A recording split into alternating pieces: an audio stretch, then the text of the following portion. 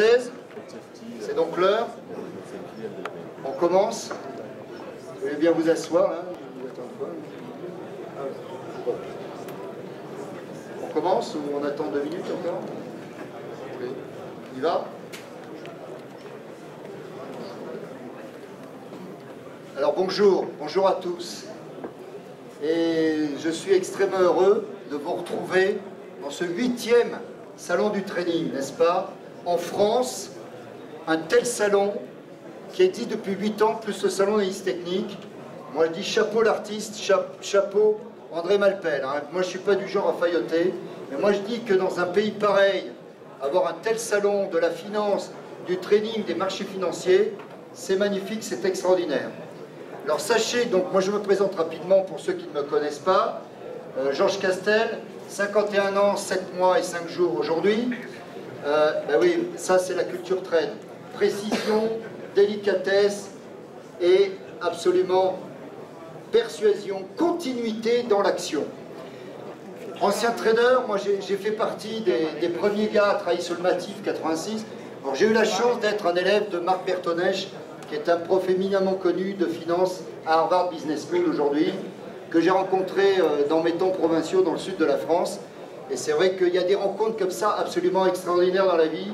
Et Marc Bertonèche fait partie de ces grands Français mondialement connus dans la finance. Voilà, au niveau académique, et Harvard Business School, c'est quand même pas la deuxième des références, n'est-ce pas? Alors, j'ai été trader moi-même pendant 15 ans, j'ai pris ma retraite de trader fin 2000. Nous avions créé, avec d'autres traders, Karim Ben Abderrazi, qui fut à l'époque le fondateur de Société Générale Énergie, ce que l'on appelle aujourd'hui le pôle trading à l'ESSELSCA. L'ESSELSCA, c'est une école qui aujourd'hui existe depuis 64 ans. C'est un âge tout à fait honorable, qui a des anciens remarquables comme les Mulliers. Ils fondé beaucoup d'entreprises et beaucoup de traders et de sales. Et nous avons fondé en 88-89 un site qui s'appelle Site Trading, où il y avait 7 étudiants. D'ailleurs, j'ai retrouvé quelqu'un de la promo de 89, qui s'appelle Habib Salah, qui a 57 ans, qui est plus âgé que moi, et qui est à Dubaï maintenant depuis des années, qui a épousé une Allemande, donc il a été trader en Allemagne pendant des années et des années, parce qu'il y a beaucoup de trading en Allemagne, contrairement à ce qu'on pourrait croire. Et nous avons constitué une famille en 2013 de 1152 anciens, 25 promos en 2013, la 2014, et d'ailleurs je salue les étudiants de la 2014 qui sont là, merci à vous de votre présence.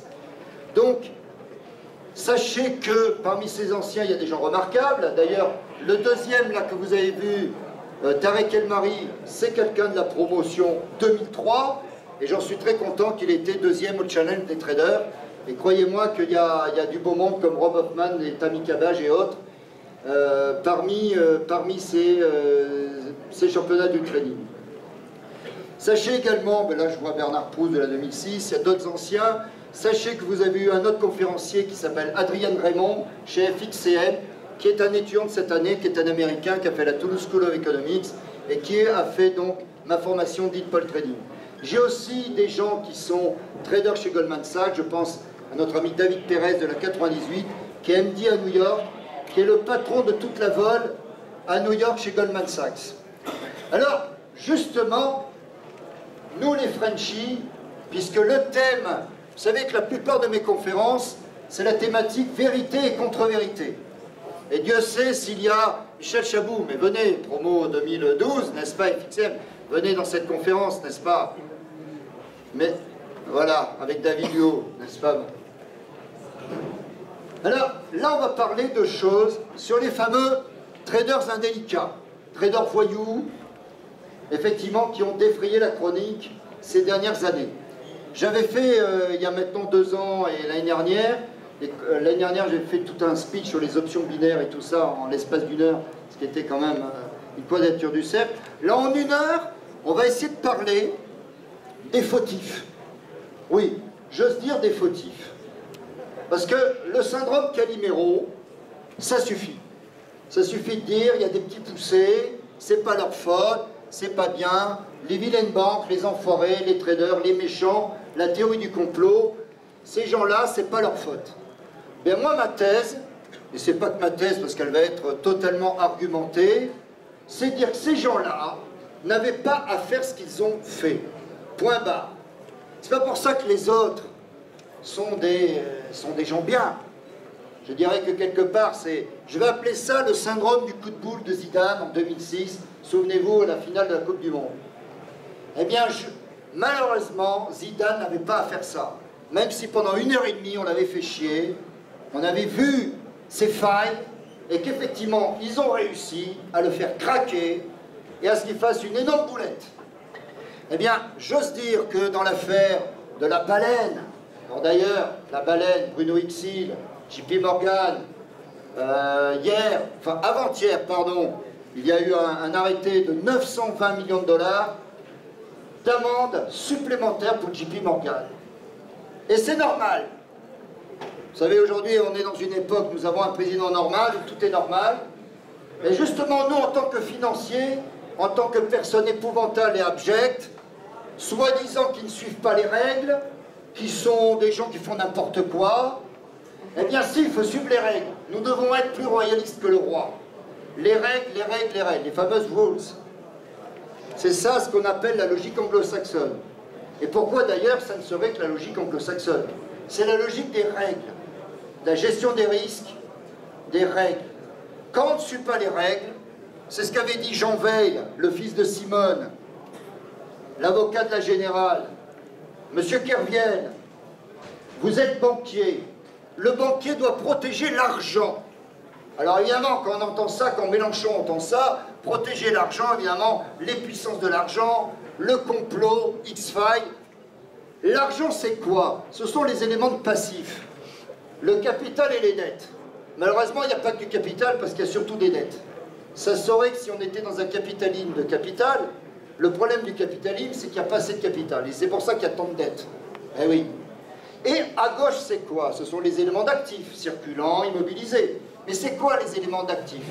Si ce n'est en un mot, l'économie réelle. Donc le réel doit être correspondant à la finance. Ainsi, on rejoint la finance d'entreprise et la finance de marché.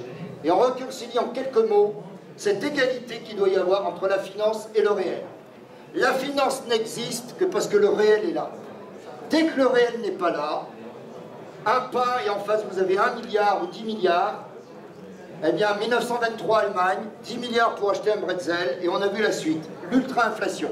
Aujourd'hui nous avons des économistes, des Thomas Piketty & Co, qui sont stylés comme diraient certains jeunes, et surtout le gouvernement actuel, qui veulent le retour de l'inflation et tout.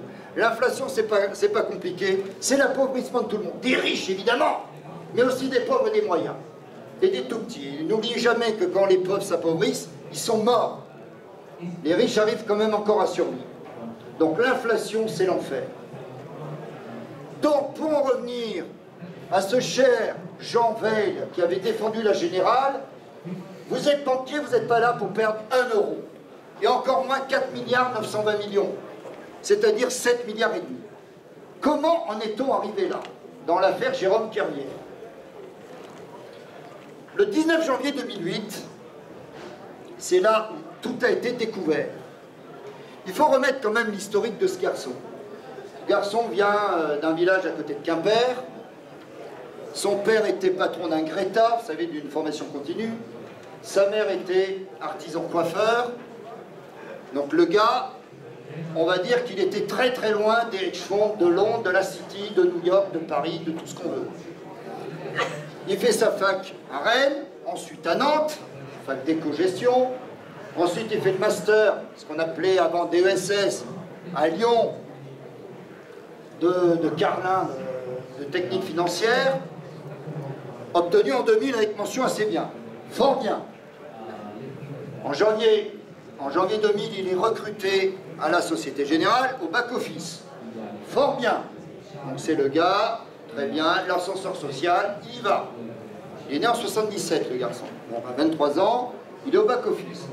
Il travaille tellement bien qu'en 2003, il passe au middle office.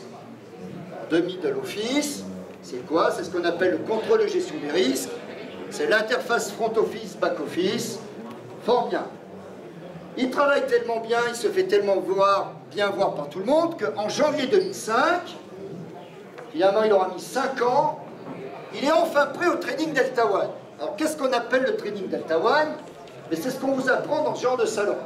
C'est-à-dire, on achète, on vend, c'est ce qu'on appelle l'engagement certain, C'est ce qu'on appelle le cash arbitrage. C'est-à-dire vous achetez, vous revendez à terme, ou vous vendez, vous achetez à terme. Et donc normalement, vous faites des arbitrages entre du cash et des futurs, et des marchés à terme. Voilà.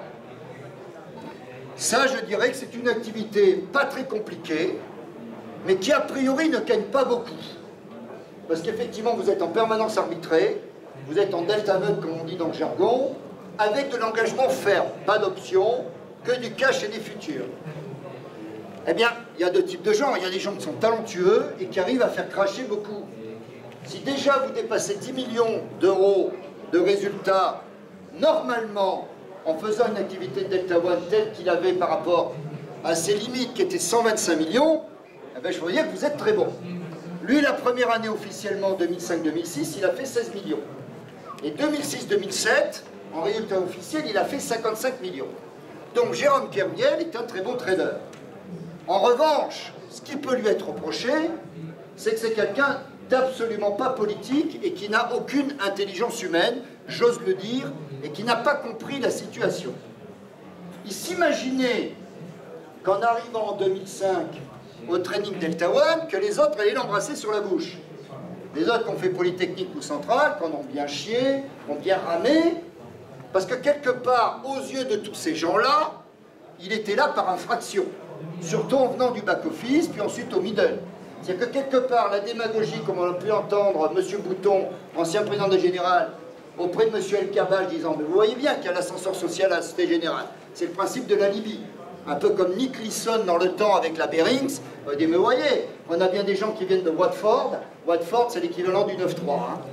Et sa femme était là, mais vous voyez, à la Bearings, la Banque de la Reine, pendant qu'on a notre thé et tout, vous voyez qu'on a des gens du 93, des blacks, des beurs. Vous voyez qu'il n'y a pas que des BBR, comme diraient les gens du Front National, malheureusement. Vous voyez qu'on a aussi des métèques, quelque part. Donc ça s'appelle des alibis culturels. Eh bien, Jérôme Kerviel faisait partie de ces gens-là. Sauf que ce qu'il n'avait pas compris, c'est qu'il aurait dû faire allégeance à ces gens-là.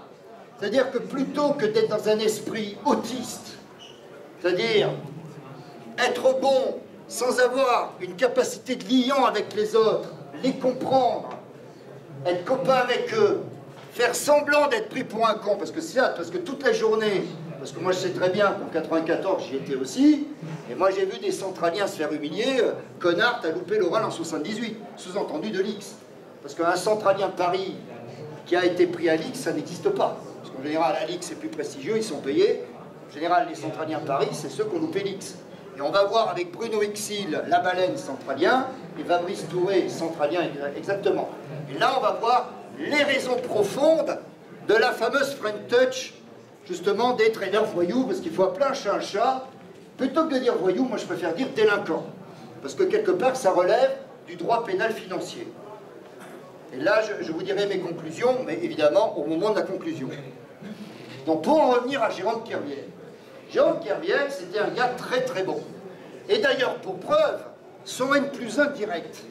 Je ne parle pas des hautes sphères, des mustiers ou des boutons et tout ça. Son N+1 direct, c'était un garçon qui s'appelle, il est toujours vivant, hein, Éric Cordel. C'est un mec qui a un X-Pont, qui avait fait des fusacs à Tokyo à la Générale, qui revenait à Paris, il ne savait pas trop le caser, et ils l'ont mis le chef de ce mec-là. Sauf que ce gars-là, il n'avait jamais pris un téléphone de sa vie, il n'avait jamais touché une platine, il n'avait jamais été sur un desk. D'ailleurs, là, je regarde sous le couvert de la Banque de France avec notre ami Philippe Hermy, qui est le patron du Forex, à la Banque de France, après de nombreuses années brillantes chez EDF. C'était un mec qui ne connaissait rien, c'était un mec intelligent, et ça aussi, c'est un des gros problèmes du processus de recrutement en France. C'est pas parce qu'on est major de l'ENA ou de Polytechnique qu'on va pouvoir être chirurgien. Il y a des métiers qui doivent avoir un long processus d'apprentissage dans le métier. Eh bien, le métier de trader, il en est ainsi. C'est-à-dire que si vous ne faites pas vos classes, si vous n'avez pas les mains dans le cambouis pendant des années et des années, moi je me souviens, moi en tant qu'ancien secret denrée, des gens qui étaient traders café, vous avez 500 sortes de café, mais ils mettaient 8 ans pour être des bons traders physiques de café. Il y avait dans le temps une ancienne publicité Jacques Vabre, le gringo et tout, qui a été interdite parce que justement considérée comme colonialiste. Mais je peux vous dire que les gens qui sont traders café sont des gens qui connaissent les 500 sortes de café et que c'est très compliqué, que c'est tout un milieu. Il y a donc tout un process d'apprentissage et de compétences à obtenir. Alors que la logique finalement éducative française, c'est une logique de diplôme. Alors, moi je suis directeur d'une grande école, enfin, d'une grande école de commerce. Alors, on va me dire, mais non, c'est pas une grande école, c'est une petite, enfin, machin. Enfin, moi, tout ce que je sais, c'est que le pôle training aujourd'hui, de l'ESSELSCA, il est deuxième de France depuis 3 ans, devant Dauphine, juste derrière l'ESSEC et devant HEC, dans notre domaine du trading, de la finance de marché, bien évidemment. Donc là aussi, il faut savoir replacer les choses. Donc, le gros problème de notre pays, c'est qu'on forme des gens très arrogants. Et d'ailleurs, ça a été dit et redit, dans le cas de Fabrice Touré, pour le fonds Abacus chez Goldman Sachs, ainsi que la baleine de JP Morgan, parce que le cas de JP Morgan est encore différent. Hein? Il y a cette problématique, à partir du moment où j'ai tel diplôme ou tel diplôme, donc je vais pouvoir avoir tel poste. D'ailleurs, notre président de la République actuelle, c'est ce qui s'est passé, il a fait HEC, et c'était l'époque, tout ça c'est les gens de ma génération, même faire HEC, ça, vous ne pouviez pas aller dans les hautes fonctions, donc il fallait faire l'ENA. On va dire, ça n'a rien à voir. Moi je me souviens dans une conférence, dans un lieu privé d'Alain Juppé, disant, qu'est-ce que vous avez préféré, Normal Sup ou l'ENA? On a dit, mais très largement Normal Sup, parce que là vraiment, c'est une école des grands esprits savants. Alors pourquoi vous avez fait l'ENA et après l'inspection des finances? Mais pour le pouvoir. Parce que sans ça, je n'aurais pas pu avoir accès, dans une logique finalement de l'ancien régime, là je parle de l'ancien régime, pas de Giscard, hein, je parle d'avant le 4 août 89, 1789, de cette logique d'ancien régime qui est encore très stratifiée de la version française. Et ainsi, les centraliens de Paris, très souvent, sont très complexés vis-à-vis des politiciens, parce que tu as des mecs encore à 45 ou 50 balais qui leur sortent, eh ben on n'a pas réussi ce concours, et quelque part, ils leur rendent des complexes, et après vous avez des bouquins de psy sur, justement, le développement personnel, comment prendre confiance en soi.